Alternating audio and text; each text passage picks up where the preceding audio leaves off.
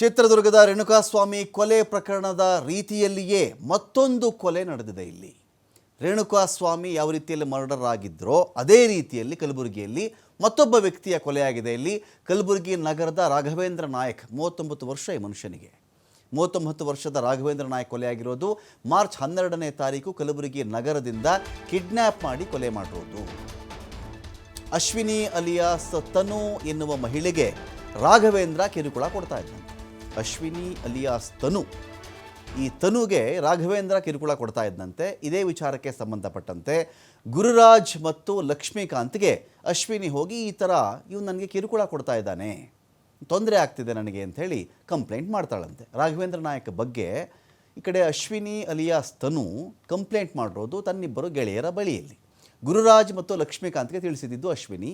ರಾಘವೇಂದ್ರನನ್ನು kidnap ಮಾಡ್ಕೊಂಡು ಬಂದು ಇವರೇನು ಮಾಡ್ತಾರೆ, ಕೀರ್ತಿನಗರ ಸ್ಮಶಾನಕ್ಕೆ ಕರ್ಕೊಂಡು ಹೋಗಿ ಹಲ್ಲೆ ಮಾಡ್ತಾರೆ.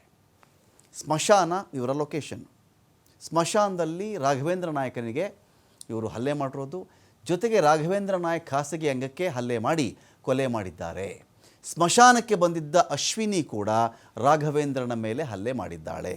ನಾವು ಯಾವ ಥರ ಉದಾಹರಣೆ ಕೊಡೋದು, ಯಾವ ಥರ ಒಂದು ಎಚ್ಚರಿಕೆಯನ್ನು ನಾವು ಕೊಡೋದು ಅರ್ಥ ಆಗ್ತಾ ಇಲ್ಲ.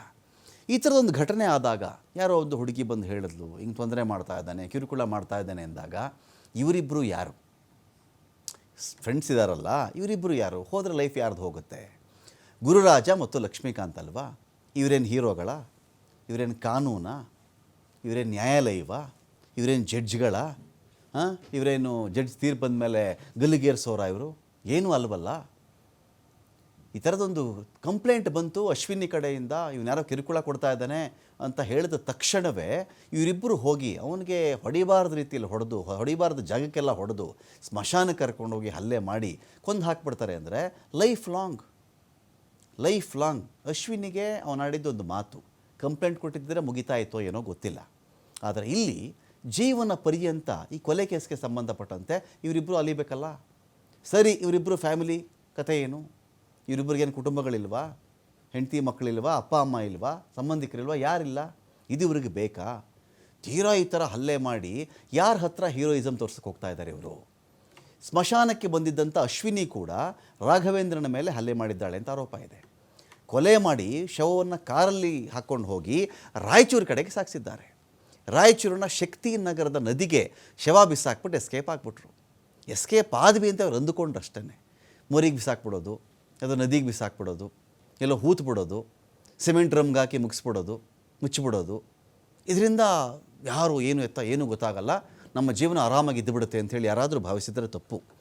ಈ ಥರದ ಮುಠಾಳ ಕೆಲಸಗಳಿಗೆ, ಮೂರ್ಖತನದ ಕೆಲಸಗಳಿಗೆ ಯಾರೂ ಕೂಡ ಇಳಿಯಬೇಡಿ.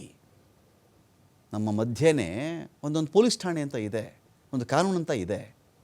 ಅಗ್ರಿ, ಎಲ್ಲ ಫೈಟ್ ಮಾಡಿದ್ದಕ್ಕೆಲ್ಲ ನ್ಯಾಯ ಸಿಕ್ಕಿಬಿಡುತ್ತೆ ಅಂತ ನಾನು ಹೇಳಲಾರೆ. ಆದರೆ ದಾರಿ ಅದೇ ದಾರಿಯಲ್ಲಿ ಹೋಗಬೇಕಲ್ಲ ನಾವು. ಅದು ಬಿಟ್ಟು ನಮಗೆ ಇನ್ನೊಂದು ಯಾವುದೋ ಆಪ್ಷನಲ್ಲಿ ಇಲ್ವಲ್ಲ.